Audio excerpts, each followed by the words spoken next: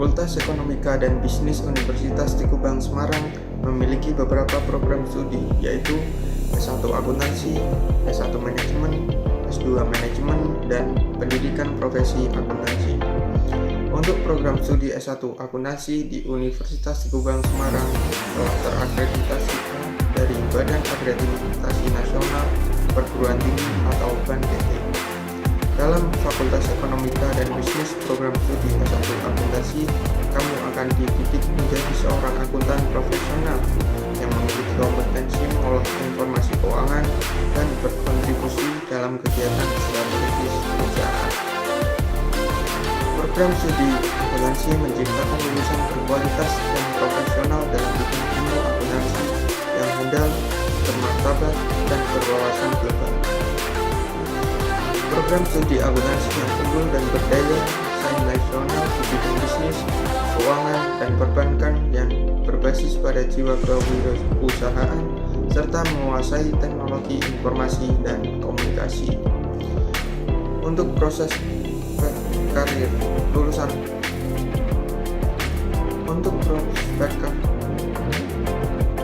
Untuk prospek karir lulusan akuntansi memiliki peluang kerja yang besar.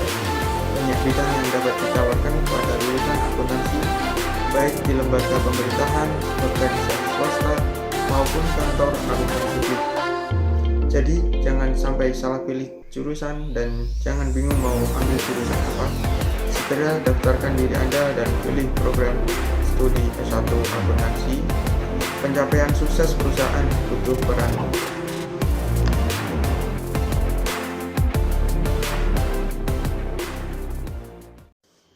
Perkenalkan, nama saya Fajar Pertama Aji, NIM 1805520074 dari program studi akuntansi Fakultas Ekonomika dan Bisnis Universitas Tikubang, Unisbang Semarang. Pada kesempatan kali ini, kita akan membahas interogasi audit investigatif. Interogasi merupakan suatu teknik atau alat investigasi yang sangat penting. Sebelum melakukan investigasi, investigator sudah harus mengetahui secara mendalam investigative information yang relevan tentang kejahatan tersebut, termasuk informasi dari saksi-saksi, informasi mengenai bagaimana kejahatan dan tersangkanya terungkap, informasi latar belakang mengenai tersangka yang akan diinterogasi dan tersangka lainnya. Interogasi tidak lain dari upaya meyakinkan atau membujuk tersangka menceritakan kebenaran. Dari pandangan investigator, tersangka ini bersalah meskipun seorang dalam pengertian hukum dianggap bersalah kalau sudah ada ketetapan hakim mengenai hal yang bersifat tetap itu. Terdapat 5 ciri-ciri interogasi. Yang pertama, interogasi bersifat menuduh. 2. Interogasi dilakukan dengan persuasi yang aktif. 3. Tujuan interogasi adalah mengetahui yang sebenarnya. 4. Interogasi dilakukan dalam lingkungan yang terkontrol dan terkendali. 5. Interogasi hanya dilakukan sesudah investigator mempunyai keyakinan yang memadai mengenai salahnya seseorang. Kita akan membahas ciri-ciri yang pertama, yaitu interogasi bersifat menuduh. Jadi, seseorang yang bersalah tidak akan memberi keterangan yang bertentangan dengan kepentingan pribadinya secara sukarela, kecuali apabila ia yakin bahwa investigator juga mempunyai keyakinan tentang kesalahannya. Pernyataan yang bersifat menuduh seperti, "Anang, saya tidak punya keraguan sedikit pun bahwa Anda yang merencanakan tindak pidana korupsi ini." Dan pernyataan yang tidak bersifat menuduh seperti, "Anang, saya pikir Anda mungkin terlibat dalam merencanakan tindak pidana korupsi ini." Dengan pertanyaan kedua pernyataan tersebut, yang diinterogasi dengan cepat membaca bahwa ada ketidakpastian di benak si investigator mengenai keterlibatannya dalam merencanakan tindak pidana korupsi. Selanjutnya, yang diinterogasi ini semakin yakin bahwa sikap yang harus diambilnya adalah membantah keterlibatannya. Selanjutnya, yang kedua, ciri interogasi dilakukan dengan persuasi yang aktif. Interogasi dilakukan karena investigator percaya bahwa dalam wawancara sebelumnya orang tersebut telah berbohong. Jika interogasi dilakukan dengan cara bertanya dan bertanya terus, sangat tidak mungkin investigator akan mendapat keterangan yang berisi kebenaran. Taktik membuat pernyataan dan bukan mengajukan pertanyaan. Taktik ini akan mendominasi seluruh interogasi. Sebelum seseorang mengaku bersalah, pertama, ia harus mendengar pernyataan-pernyataan yang dibuat investigator. Contohnya, seseorang sedang sial. Ia dikira berbohong dalam wawancara sebelumnya, karena itu selanjutnya ia diinterogasi. Setelah diinterogasi, baru ketahuan ia tidak bersalah. Dalam hal ini, investigator seolah-olah gagal mendapat pengakuan bahwa orang itu bersalah. Namun, ia sebenarnya berhasil. Interogasinya mengungkapkan kebenaran bahwa orang yang dicurigai ternyata tidak bersalah. Interogasi juga sering berakhir dengan pengakuan bersalah oleh pelaku. Pada contoh ini, keberhasilan interogasi bukan diwujudkan dalam pengakuan bersalah, melainkan dalam mengetahui siapa yang sebenarnya bersalah. Selanjutnya, ciri-ciri yang ketiga interogasi adalah mengetahui yang sebenarnya. Mengetahui apa yang sebenarnya artinya apa yang sebenarnya terjadi, siapa yang sebenarnya melakukan, berapa jumlah atau nilai fraud sebenarnya, dan mengungkap kebenaran yang terjadi sebenarnya. Ada persepsi bahwa tujuan interogasi adalah mendapatkan pengakuan bersalah. Ini keliru. Keberhasilan interogasi bukan diwujudkan dalam pengakuan bersalah, melainkan dalam mengetahui siapa yang sebenarnya bersalah.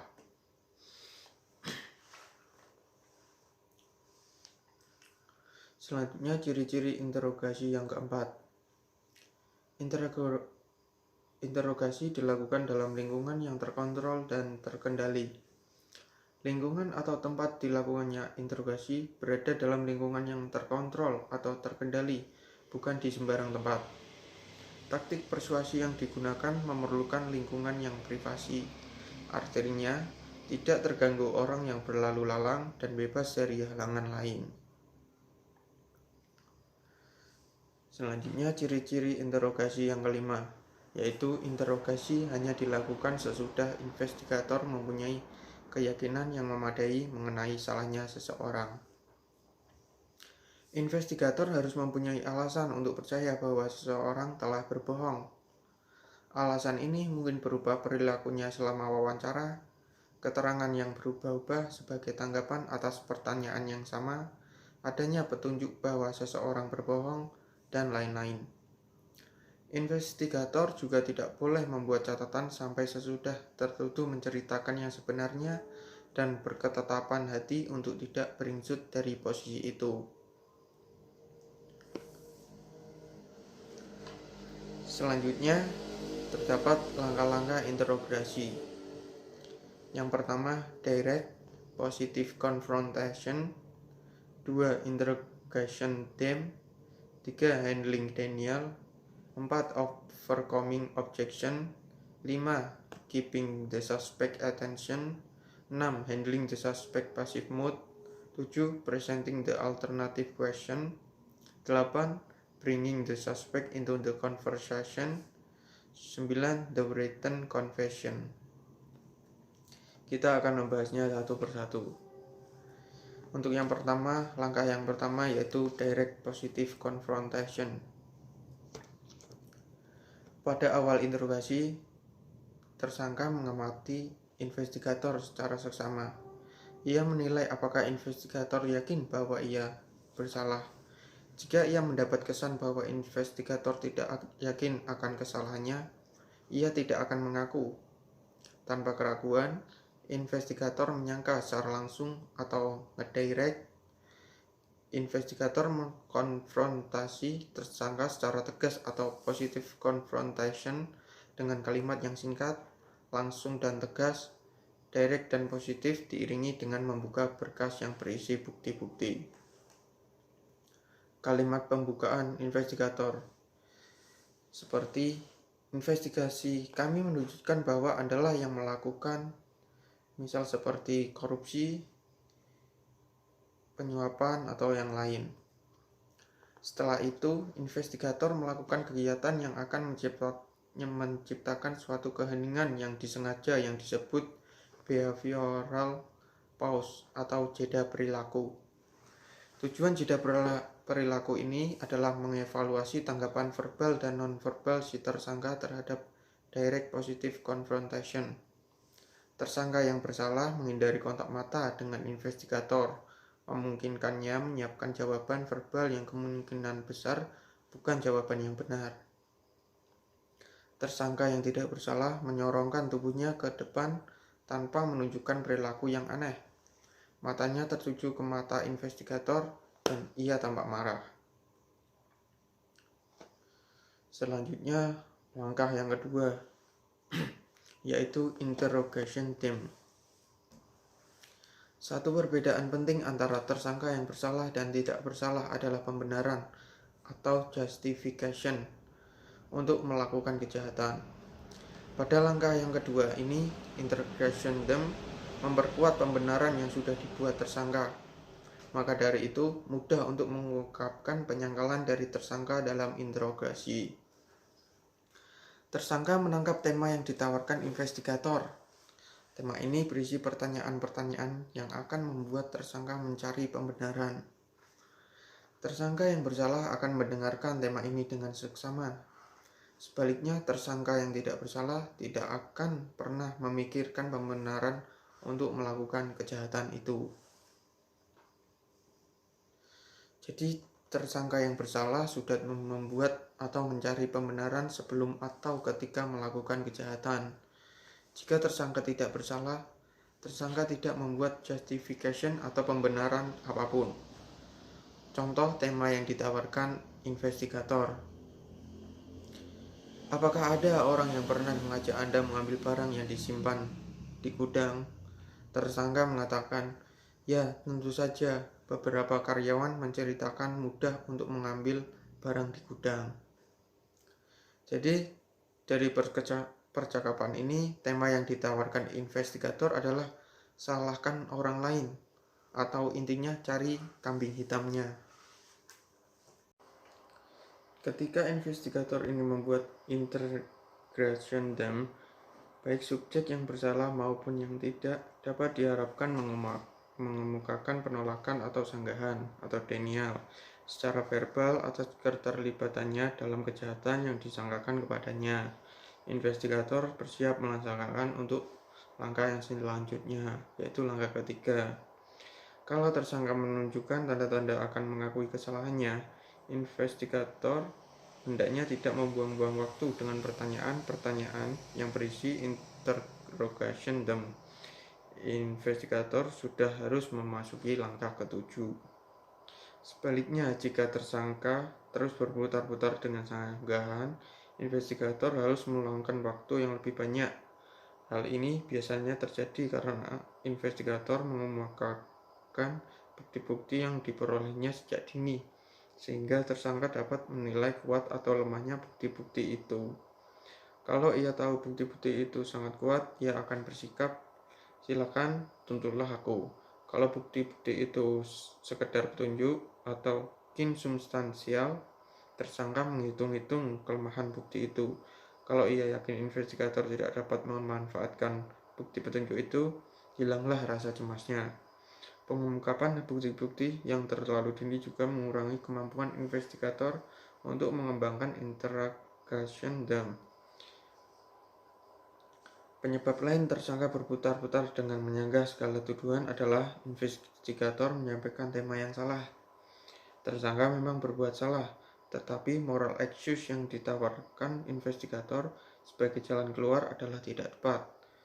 Contohnya, karyawan memeras majikannya yang seiring menyelundup pajak. Investigator dengan berbagai pertanyaan menawarkan keadaan keuangan terdesak sebagai tema.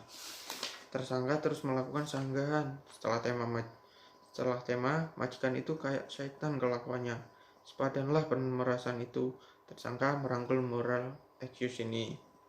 Untuk budaya kita yang suka dengan pengungkapan tidak langsung dalam mengemukakan hal-hal yang tidak menyenangkan, investigator sebaiknya mengganti orang kedua tunggal atau dengan orang ketiga tunggal.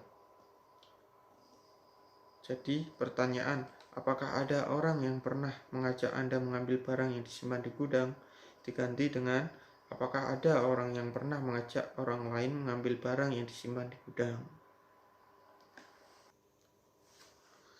Selanjutnya untuk langkah yang ketiga, yaitu handling Daniel. Tujuan dari langkah ketiga ini adalah mencegah tersangka meluncurkan penyangkalan yang tidak perlu dan sebenarnya hanya akan mengganggu perhatiannya dari tema interogasi dan upaya investigator selanjutnya untuk mengungkapkan kebenaran. Karena jika investigator tidak cekatan meluncurkan pernyataan transisi atau transition statement, tersangka akan terus-menerus melakukan penyangkalan. Maka dari itu, investigator harus cekatan memberikan pernyataan yang tegas dan mengarah bahwa tersangka tersebut bersalah. Tetapi jika mengajukan penyangkalan yang lebih tegas dan mantap, investigator harus menilai kembali apakah tersangka bersalah atau masih ada kemungkinan tersangka tidak bersalah. Selanjutnya yang langkah keempat dari interogasi yaitu overcoming objection. Dalam langkah ini, investigator berupaya mengatasi benteng pertahanan kedua dari si tersangka. Benteng pertamanya adalah penyangkalan atau denial dan benteng keduanya adalah keberatan atau objection. Tersangka yang melihat kesia-siaan dalam upayanya menyangkal akan mengubah taktiknya dengan mengajukan keberatan. Dengan perubahan taktik ini, tersangka mengharapkan dapat mengambil alih kendali percakapan sehingga melemahkan keyakinan investigator bahwa ia memang bersalah. Jadi, perubahan taktik ini umumnya berupa pengajuan alasan tuduhan yang dikemukakan investigator itu salah. Namun tersangka belum memberikan bukti-bukti bahwa ia tidak bersalah. Tersangka tetap mengajukannya dengan harapan akan memperkuat penyangkalannya. Pernyataan-pernyataan tersangka seperti ini disebut objection atau keberatan. Misalnya, dalam pembobolan bank, tersangka akan mengatakan, "Tak mungkin aku melakukannya, aku tak punya pistol." Dengan mengajukan keberatan ini, tersangka berharap investigator akan membahas masalah pistol sehingga ia dapat mengurangi kecemasannya melalui debat verbal yang mungkin akan dimenangkannya. Denial atau penyangkalan adalah strategi pertahanan atau defensive strategi yang alamiah dan digunakan oleh orang yang bersalah dan tidak bersalah. Sementara itu, objection atau keberatan adalah strategi menyerang atau offensive strategi. Strategi menyerang ini hampir selalu hanya digunakan oleh tersangka yang bersalah.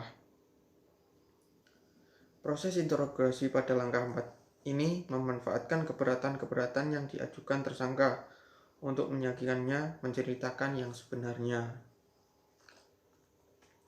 Kalau investigator dalam langkah 3 berupaya mencegah tersangka melancarkan denial, investigator dalam langkah 4 justru memanfaatkan dan mendalami objection ini dalam dialognya.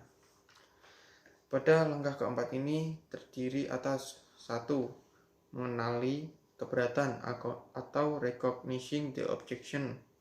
2. Menghargai keberatan atau rewarding the objection. Dan yang ketiga, membalikan keberatan atau turning the objection around. Kita akan membahasnya satu persatu. Untuk yang pertama, mengenali keberatan. Keberatan terkadang dapat dikenali dengan mudah. Tersangka dapat menggunakan kalimat pengantar berikut. Kalimat-kalimat itu seperti 1. Tidak mungkin aku melakukan hal itu. Aku tidak akan melakukan hal itu. Gila apa? 4. Bagaimana mungkin aku melakukan hal itu? Investigator harus mendengarkan dengan cermat dan mengenali pernyataan-pernyataan yang merupakan keberatan dengan tepat. Cara menanganinya juga seperti dijelaskan di atas, beberapa dari cara menangani penyangkalan. Untuk yang kedua, menghargai keberatan. Bermakna investigator tidak menolak keberatan yang diinginkan tersangka. Ia bahkan menghargai tersangka yang justru menyampaikan keberatan. Dan yang ketiga, membalikkan keberatan. Investigator harus memanfaatkan keberatan yang diajukan tersangka, kemudian membalikkan keberatan itu dan kembali ke tema interogasi.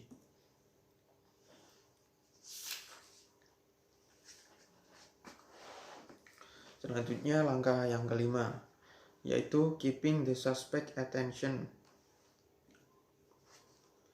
Tersangka umumnya tidak akan tinggal diam dan bersantai-santai. Ia ingin mendominasi percakapan atau memegang kendali agar mengatur dialog. Ia menyangkal atau mengajukan keberatan. Apabila investigator berhasil menghentikan penyangkalan-penyangkalannya dan membalikkan keberatan-keberatan tersangka, maka tinggal satu strategi lagi yang bisa digunakan tersangka. Tersangka dapat meninggalkan ruang interogasi atau secara psikologis menutup diri atau withdraw dan mengabaikan semua tema yang diajukan investigator. Kita mungkin pernah mengalami situasi seperti ini. Sebagai mahasiswa, kita bosan mendengar kuliah atau sebagai peserta seminar. Kita letih mendengar uraian pembicara, pikiran kita melayang-layang entah kemana. Kita menarik diri dari kuliah atau presentasi penceramah. Hal yang sama kita lakukan saat menghadap pejabat dan ia menceramahi kita dengan retorika yang sudah kita dengar berulang kali. Investigator harus pandai mengamati gejala ini. Untuk yang keenam, yaitu handling the suspect's passive mode. Investigator mulai mengarah pada suatu pokok tertentu, tema yang dikembangkan. Untuk itu, ia menunjukkan empatinya terhadap tersangka dengan sikap siap membantu. Ketika mengembangkan tema yang sudah dimulai dalam tahap sebelumnya, ia berusaha menemukan motif. Investigator mengajukan berbagai alasan untuk menjelaskan motif dari perbuatan tersangka sambil mengamati perilaku tersangka untuk menentukan alasan yang diterima dan yang ditolak. Ketika tersangka menunjukkan tanda-tanda memasuki passive mode, investigator berusaha mendekatkan kursinya dan melanjutkan dengan mencari motif. Sekaligus, investigator menyiapkan tersangka untuk alternative question, yang selanjutnya ada di langkah 7. Ada 4 tanda-tanda fisik yang menunjukkan resignation. Keempat tanda ini bisa terjadi bebarengan atau terpisah, yaitu 1. Perubahan pada posisi lengan dan tingkai, sikap nonverbal yang menandakan persetujuan, 3. Perubahan dalam postur, 4. Perubahan dalam kontak mata. Selanjutnya langkah ke-7, yaitu presenting the alternative question. Investigator tidak boleh mengajukan pertanyaan alternatif tertentu, seperti pertanyaan-pertanyaan alternatif tidak boleh bersifat memperdagangkan pasal-pasalan dalam ketentuan perundang-undangan. Yang kedua, pertanyaan alternatif tidak boleh bersifat ancaman. Yang ketiga, pertanyaan alternatif tidak boleh menjadikan keringanan hukuman. Jadi, pertanyaan alternatif pada langkah 7 merupakan puncak atau kulminasi dari pengembangan tema interogasi atau interrogation theme. Pada langkah sebelumnya, langkah 6, investigator mengulangi monolog yang simpatik untuk memberikan alasan moral mengapa tersangka melakukan perbuatannya. Ketika tersangka menunjukkan resignation pada langkah sebelumnya, investigator mempersempit temanya ke unsur utamanya dan memasuki pertanyaan alternatif tersebut. Untuk selanjutnya langkah ke-8, yaitu bringing the suspect into the conversation. Dalam langkah ini, tersangka diarahkan untuk menceritakan perincian dari perbuatannya yang pada akhirnya akan dirumuskan menjadi pengakuan yang bisa diterima sebagai alat bukti hukum. Perincian ini bisa berupa keterangan di mana uang disembunyikan. Hanya orang investigator berada dalam ruang interogasi. Kehadiran orang lain hanya akan membuat tersangka segan mengakui perbuatannya, apalagi memberikan perinciannya.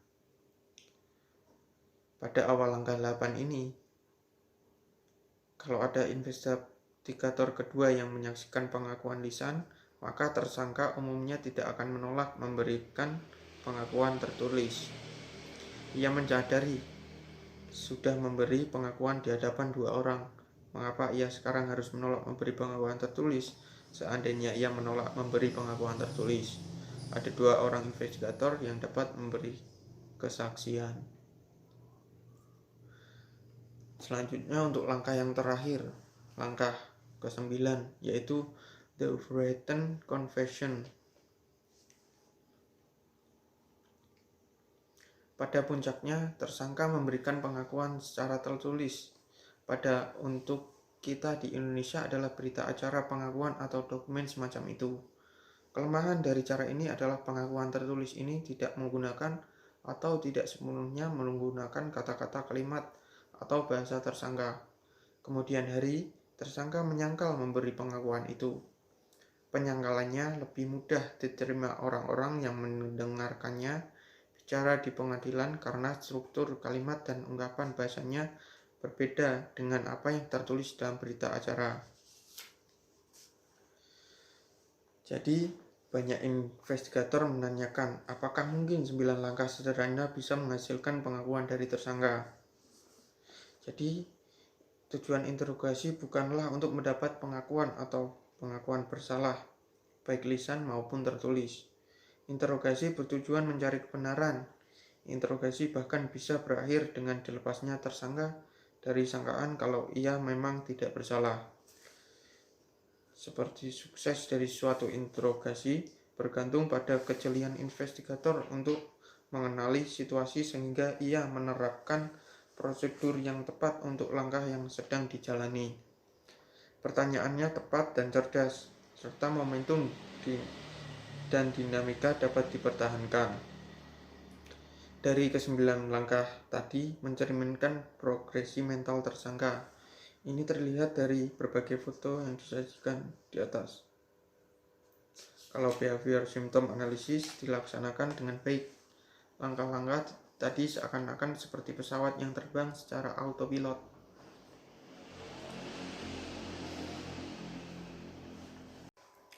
Selanjutnya kita akan membahas mengenai nonverbal behavior.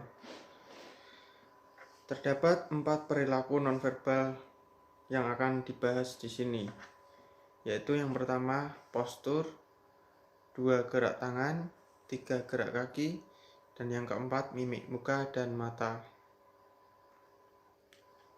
Yang pertama, postur atau sikap ketika diwawancarai mengungkapkan keterlibatan emosional, rasa percaya diri, dan minat. Subjek yang jujur mempertahankan keterlibatan emosional, minat, dan percaya diri yang tinggi dalam menyampaikan pertanyaannya. Postur tubuhnya tegak searah dengan investigator sehingga ia siap berdialog secara langsung. Kalaupun ia menyilangkan kaki dan meletakkan satu tungkai di atas tungkainya yang lain. Dalam wawancara selama 45 menit, ia mengubah-ubah posisi dan perubahan postur dilakukannya secara casual. Mempelajari nonverbal behavior sebaiknya melalui rekaman gambar dan suara dari wawancara sesungguhnya. Selanjutnya, yang kedua, gerak tangan. Sebagai tanggapan atas pertanyaan investigator, subjek dapat melakukan 3 gerak tangan. Pertama, subjek tetap tidak melibatkan dirinya, tidak ada gerak tangan sama sekali. Ini merupakan tanda ia tidak percaya diri. Yang kedua, tangan menjauh dari tubuh, seperti orang berpidato atau guru yang sedang mengajar. Gerak seperti ini disebut perilaku menjelaskan atau illustrating behavior. Ketiga, tangan mengarah pada bagian tubuh disebut gerak tangan perilaku menyesuaikan atau adaptor behavior. Adaptor behavioral dapat dibagi dalam kategori grooming gesture atau gerak mempersolek atau merapikan diri, personal gesture atau gerak yang bersifat pribadi, dan protective gesture atau gerak melindungi atau berlindung, atau supporting gesture atau gerak yang mendukung atau menopang. Contoh grooming gesture waktu menyisir, membetulkan letak rambut, menggosok-gosok atau mengebas-ngebas baju atau celana seperti akan membuang kotoran, pasir, atau debu. Mengambil sesuatu dari lengan baju seolah-olah ada lalat, mati, atau kumbang yang bertengger. Memeriksa kuku, merapikan dasi atau kaos kaki, dan lain-lain. Gerakan-gerakan ini sendiri tidak mempunyai makna atau relevasi. Maknanya baru ada kalau dikaitkan dengan verbal responnya, dengan apa yang diucapkannya. Para pelawak memanfaatkan gerak ini ketika mereka mengucapkan sesuatu sembari melintir kumis palsu. Personal gesture disebut personal karena ini gerakan atau lazimnya berkaitan dengan pemenuhan kebutuhan pribadi seperti menggaruk tangan, daun telinga, lubang telinga, dan lain-lain. Selanjutnya, yang ketiga, gerak kaki. Ketika subjek menghilangkan satu tunggainya pada yang lain, ia mungkin menghentakkan satu kakinya ke tanah. Kalau hal ini sering dilakukannya, ini tanda kecemasan. Ini tidak usah berarti bahwa subjek berbohong, namun perubahan dalam hentakan kaki seiring dengan jawaban atas suatu pertanyaan bisa merupakan indikasi subjek sedang berbohong. Ini berlangsung 1 atau 2 detik, kemudian ia kembali ke gerak kaki yang normal. Gerak kaki juga bisa mengubah postur duduk si subjek dengan menampakkan kaki dan mendorong punggung ke sandaran kursi. Bisa juga disertai kursi berpijak pada 2 kaki belakangnya. Ini adalah sikap yang menunjukkan subjek berbohong, sikap yang dilakukannya sesaat sebelum atau selama menjawab suatu pertanyaan. Selanjutnya, yang keempat, mimik muka dan kontak mata. Berbagai ekspresi atau mimik muka disebabkan oleh subjek yang khawatir bahwa kebohongannya akan terungkap. Ketidakpastian apakah ia akan berhasil menutupi kebohongannya, atau mungkin kesadarannya bahwa kebohongannya sudah terungkap sehingga ia siap mengakui kesalahannya. Kenyataan bahwa ekspresi mukanya berubah sebenarnya sudah merupakan indikasi bahwa subjek berbohong. Sebaliknya, tidak adanya perubahan mengindikasikan subjek itu jujur. Dari semua perubahan mimik atau ekspresi wajah, yang paling sulit dievaluasi adalah kemarahan. Kontak mata antara subjek dan investigator merupakan salah satu perilaku nonverbal yang sangat penting untuk dievaluasi. Dalam budaya barat, kontak mata secara timbal balik menandakan keterbukaan, jujur apa adanya, atau kandor, dan trust atau percaya. Subjek yang pembohong tidak berani atau enggan menatap mata investigator. Ia akan menundukkan kepala melihat lantai, mengalihkan matanya ke samping atau seperti melirik atau ke langit-langit ruangan. Subjek berkurang kecemasannya jika tidak memandang investigator. Subjek bahkan menantang investigator, seperti menatap lama atau manusia bermasyarakat mempunyai ukuran tatapan mata lama atau sekilas. Subjek yang jujur tidak khawatir memandang investigator, seperti anak-anak manis di taman kanak-kanak ketika menyimak pelajaran gurunya. Polos sekali memandang mata gurunya tanpa rasa khawatir, dan mata berseri-seri spontan ketika guru mengatakan sesuatu yang menyenangkan. Bandingkan dengan kotak mata siswa SMU yang ketahuan sedang mencontek. Selanjutnya ada 5 pedoman yang harus diperhatikan ketika menilai kontak mata untuk menentukan apakah subjek berbohong atau jujur. Pedoman yang pertama yaitu umumnya Subjek yang tidak melakukan kontak mata dengan investigatornya sedang merahasiakan sesuatu. Namun, investigator juga perlu mempertimbangkan kerusakan mata. Misalnya, tatapan mata orang jereng seolah-olah melihat ke sisi lawan bicaranya, rasa rendah diri, bawahan ketika berbicara dengan atasan, gangguan emosi, alasan budaya atau agama di mana menetap orang yang harus diamati adalah tabu. Selanjutnya, pedoman kedua yaitu untuk alasan apapun, investigator tidak boleh menentang subjek untuk menatap matanya. Tantangan yang sama sekali tidak ada manfaatnya, subjek yang berbohong pun akan melakukan tantangan tersebut. Dan yang ketiga, investigator cukup mengamati kontak mata secara kasual saja sehingga ia tidak membuat subjek menjadi tidak nyaman. Kontak mata secara kasual yang sesekali dibarengi tatapan tajam sudah cukup untuk menarik kesimpulan apakah subjek menghindari tatap mata. Ini juga menghilangkan kecurigaan subjek bahwa perilakunya sedang diamati. Yang keempat, yaitu subjek tidak boleh diperkenankan memakai kacamata hitam, kecuali jika ia mempunyai penyakit yang mengharuskan memakai kacamata hitam di dalam ruangan. Kacamata hitam menyembunyikan kontak mata sehingga investigator tidak dapat menilai perilaku ini. Dan juga sebaliknya, investigator tidak boleh memakai kacamata hitam karena subjek seharusnya boleh mengamati sikap jujur atau minatnya terhadap pembicaraan melalui kontak mata. Hal tersebut dianggap penting saat interogasi. Dan pedoman yang terakhir, yaitu yang kelima, selaku investigator, jangan mengharapkan subjek terus menatapnya. Ini tidak wajar, kecuali jika ia seorang wanita cantik atau pria tampan yang mempunyai daya tarik luar biasa bagi subjeknya. Demikianlah pembahasan kita kali ini. Sebelumnya saya mohon maaf yang sebesar-besarnya kepada teman-teman sekalian apabila di dalam penyampaian tadi mungkin ada kesalahan kata dari saya atau beberapa pernyataan yang menyinggung teman-teman sekalian. Demikian yang dapat saya sampaikan. Terima kasih. Wassalamualaikum warahmatullahi wabarakatuh.